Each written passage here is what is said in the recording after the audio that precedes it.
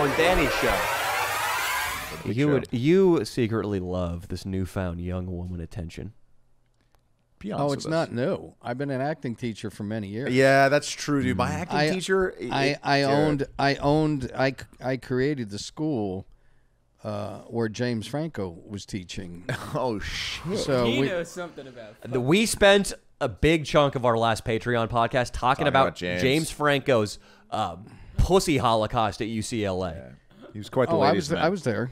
Were you helping? Yeah, but I've never gone out with a student. Right. I've never dated a student because I didn't want to be that guy. Yeah, of course, but you could have. Because you were just starting to say, "Oh, my acting teacher," because they're legendary. Yeah, there was a really good teacher who's, I think he might just be getting out of prison for having a relationship with a 13-year-old.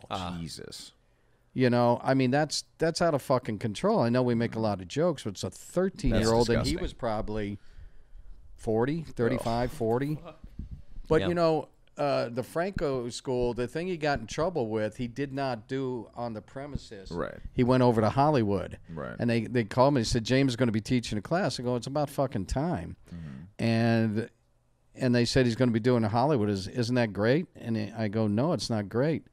And they said, oh, but it's great. These are the yes men, you know, the Stepford men. So he was not teaching at the designated facility. No. He was doing it at some undisclosed, probably hotel room in Hollywood. It was right on Formosa in a little studio there, right? Formosa and Willoughby. But the thing is, the good thing about that is I never got brought into anything. And when I saw it going on, I left. What did he do in that studio for people like me who are not up on the story? He put a bed in the middle of the floor, and nice there was 40 students in the stands, the bleachers, and men on men, women on women, guy on girl would just get down there and just start grinding on each other, and he'd be sitting over there, you know, directing them. He was working sex scenes. Yeah, do a little more. Yeah, what? Like teaching them how to do sex scenes. Well, that's what it was called. Sex scenes. That was the class. The thing is, and everybody was making videos. And afterwards, I said to him, I said, "What are you doing?" He's like, "What?" I said, "What are you? What? What are you doing?" I just thought it was fucking weird. My son and I, you know, because we were teaching together at that time. That's how we started at Studio 4, and we just looked at each other. And I left, and I never went back. It was a weird thing. And then there was his people. I was the last non-yes man, and that was the thing. We worked together for 15 years. You and Frank's. Yeah. And so I was the last non-yes man. And I remember I was telling him, me and him used to argue. And I was arguing about something, and a guy was standing behind him, and he was like going. And after it was over, James walked away. He goes, we don't bring those things up to James. I go, fucking I do. You know what I mean? We need somebody. And then when I saw I was bringing complaints from girls to the attorney, and they weren't doing anything about it, I packed up and started my own place, you know, somewhere else, because I just saw it going down. And when they called me from the LA Times and stuff, and when the shit went down, I was like, dude, I don't know. I've been gone for a couple years. And that was the truth. I left when it started getting fucking, it was weird. Just getting bad. So I will say that James Franco, I don't think there's anybody on earth more qualified to teach acting in a sex scene than him. The guy gets a lot of pussy, and he's a good actor. But you were his partner for 15 years in an acting school? No. We were only partners for a year or so. No, we worked together. When he first started, he was 19 years old, and he came to this play I was doing, which got me a lot of attention. It was called The Baby Dance, and he said to me later on, he said, I was learning how to act by watching you. And, which was cool. And I told him at that time when he was 19 how much time I'd put into it. I was rehearsing 10 times a week. I had a baby and a full-time job. I was married.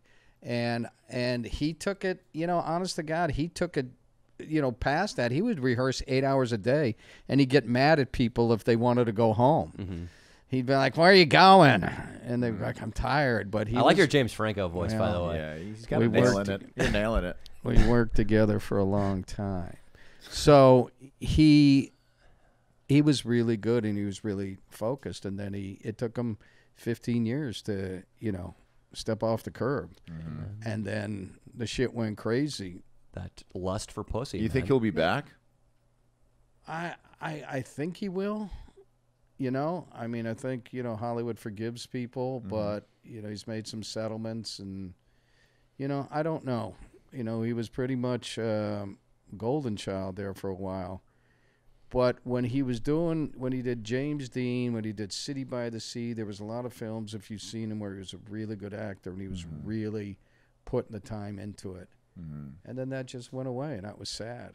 You know what I mean? And now when he went to New York, he left his friends, and then he found out he was a deity in New York. He was going to school, and he left his friends behind.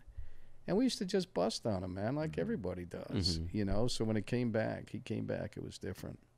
So, is there anything more tragic than somebody like James Franco, who's rehearsing 8 hours a day, 15 years work he puts in to become one of the best actors in Hollywood, and then he gives it all up for pussy? Another example of this I was thinking was Conor McGregor. Conor McGregor, the way he used to speak about his mindset and his philosophy, I was, what was I just telling my girlfriend, a quote of his? Somebody asked him if he was afraid of Jose Aldo, because Jose Aldo, when Conor McGregor was first slated to face him, had not been defeated in upwards of 10 years.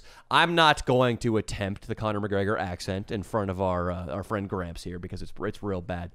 Neeks is very good at it, though. Our cameraman, so Neeks. Keep my name out of your mouth. I'm not going to do that, but you are Daniel Patrick Brian Mullen. Daniel James Brian Mullen. There's no Patrick. I might add that in, though. I like the sorry because City Hall's not far. My son is Kyle Patrick James. It's close. Yeah, Daniel James Brian. I don't know whether to be honored or creeped out that you know my full name. Conor McGregor. Well, my grandparents from Ireland, so I mean I have an affinity for the Irish. Oh yeah. So. Well, tell him to keep my name out of their mouth. But Conor said when somebody asked him about Jose, like, aren't you afraid of this guy? He is a phenom. He doesn't speak any English. He has scars all over him. He kicks the shit out. Conor said, "Who the fuck is Jose Aldo? There is no Jose Aldo. In that ring, it's you versus yourself." He would say things like that. And he would say things when he got his 2 belts. I thought this into existence.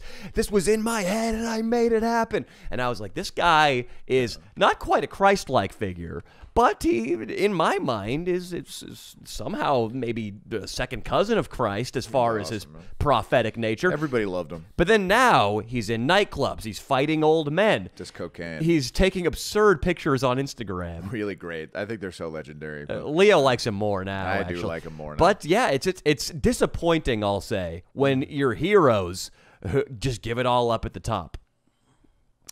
You know, the thing about James Franco that I like. I get the whole giving it up for pussy thing, but like the whole point is to get pussy to begin with. So it's like he became a famous actor, he got pussy. Oh no, guy got pussy. Now he's just in the post game. He already won. Now he just gets pussy until he dies. He might have given it up for power. You should, you know? Austin, you need a show on a mainstream news network with the take like that. Holy shit.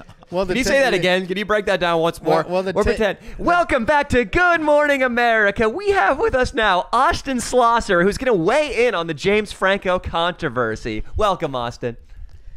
Well, okay, thank you, Danny. As I was saying, James was just getting pussy. I mean, he became an actor. When you act, the whole point's get rich, get pussy. He got pussy. Seems like a job well done to me. Back to you, Danny. And I'm a girl. That's a point of view coming from a man. He said, I can see giving it all up for pussy coming from a man who hasn't gotten enough pussy to give it up for. Not yet. Wait, are we talking about me or Austin? We're talking about Austin. Oh, that's right. That's right. So let me say this, you know. I taught a class with Franco. It was a brilliant class. This is before he went to, I don't remember, but he's got a lot of knowledge about acting. He was a hell of a teacher at one time. You know, sometimes people fall because of whatever, but the guy had a lot of knowledge, a lot of understanding, and at one time he cared about it. So maybe that'll come back. But we taught a class. Waiting for Lefty. Waiting for Lefty. The play. Yeah, I've heard of it. I don't know. I've only heard that somebody was in it or something like that. Yeah. It's a classic play from the group theater, which is very important in the development of how everybody acts today. It's where Meisner, Strasberg, Stella Adler, Bobby Lewis. They were all in the group theater. And so he had 16 people, the 32 people, 16 women, 16 men, reading the play. And there's a Joe and Edna scene, and Joe's a cab driver, and it's the Depression. And his wife tells him, I'm going to go bang my ex-boyfriend because he has a job, and their kids are starving. I mean, this is a real life situation. And so they were all on stage reading all at the same time, 16 men, 16 women, their parts. And in the back, my buddy Mike was in the back, and he was just screaming out his lines because there was so much, there was so much noise because everybody's talking. He was screaming out his lines, and I said, that's all Joe wants in this scene is his wife to hear that he's trying the best he can to make a living. So I got that out of that mayhem that he put together, and it was very important to me, and you can learn something from every situation. And the thing is that Edna doesn't care because her children are starving. Right. But he's just, and it was just standing on the back of the stage, screaming his lines. I said, he just wants to be heard. He just wants to say it, but it's not good enough because people are going to die because it's Depression. Anyway, that was a class that meant a lot to me in my training. That wasn't that long ago, but, you know. Are you two theater nerds fucking It's beautiful. Done? No, what he's basically the process that he's kind of discussing. It's like why Meryl Streep is so much better than everybody else. What she does is she's so highly intellectual that she comes up with some scenario or a choice or a feeling that is so advanced. I mean, it's so, I don't know how to describe it, but it's beautiful to watch. It is, and the great thing that I heard her say a few years back that I bring up all the time is that she says she does all that Meryl Streep work, which is genius, and she said, and nothing happens till the other actor stands in front of me. And that's right, because she's still got to improvise a scene. Yeah. You know? Yeah. It's beautiful, man. She's the best. She's the best. Can we end it on that, Danny? Sure. You want to say something fucked up about Meryl Streep? There we go. What is wrong with you? Meryl She's a saint. Meryl Streep had to give a speech, and Chevy Chase's daughter Kaylee was in my class, and she plays piano at the Comedy Store now. She's plays Meryl Streep's daughter? No, Chevy's. Chevy Chase's daughter, Kaylee. But Kaylee, I'm just saying that Kaylee was at this event, and Meryl Streep had to give a speech, and she was backstage with her. And Meryl Streep came up to her and said, I got to give this speech. Can I say it to you? Wow. I'm nervous. Still practicing. Yeah. And Kaylee was like, you're nervous. You know, she didn't say it to her, but she's like, you're Meryl Streep. How can you be nervous? And she was like, can I do the speech to you? I just think it's fantastic that people are fucking human. Oh, yeah. You know what I mean? I heard that she came out of character in a Shakespeare play in New York in a black box theater. She was doing like I don't know what play, but she forgot her lines. And she just said, I'm sorry to everybody, and everybody loved it. Yeah. And then she talked to everybody for about 15 minutes, went back, looked at the script, and came back and finished the performance. That's funny. Yeah, that would have been unbelievable to see. All right, you can. All right, now you want to add your shit, Danny. Go ahead, shit on Meryl, dude. I got nothing. I'm out of lines. All right. I'm out of. Are you two blanks done blankety blanking? I'm out of those lines. I've already done like 4. So all right. I ran out of steam. You bowled over my last one and kept talking about Meryl. So now I can just give you the finger, Leo. All right. Right back at you. Acting sucks, dude. Fuck you. You're quite talented, actually. He would be a good actor. I think he would even like the heady shit that's involved with it. I think he would like it. You just got to strip it down, start at the beginning, and then but keep what you already have. That's the hard part. A lot of acting teachers say you don't know anything. You're gonna forget everything you know, and I always say just bring me that what you have, and let's give you what you need. Yeah, start from a place of unknowingness. Yeah. Yeah. I think the only acting classes I would be interested in are the ones that James Franco will teach when he gets out of prison. I bet, dude. I want to be on the bed. You want to be on the bed? I want to be on the bed. Imagine we took an acting class and he made me and you just get I had to be in doggy, dude, and you had to just be railing me from behind. That's like, right. Power bottom Leo. Oh, God. Half of the shows on Netflix are sex scenes anyway, so it's probably he was ahead of the times. And again, who better to coach somebody on a sex scene than James Franco? Acting knowledge, right. A+, sex knowledge, A++. Yeah.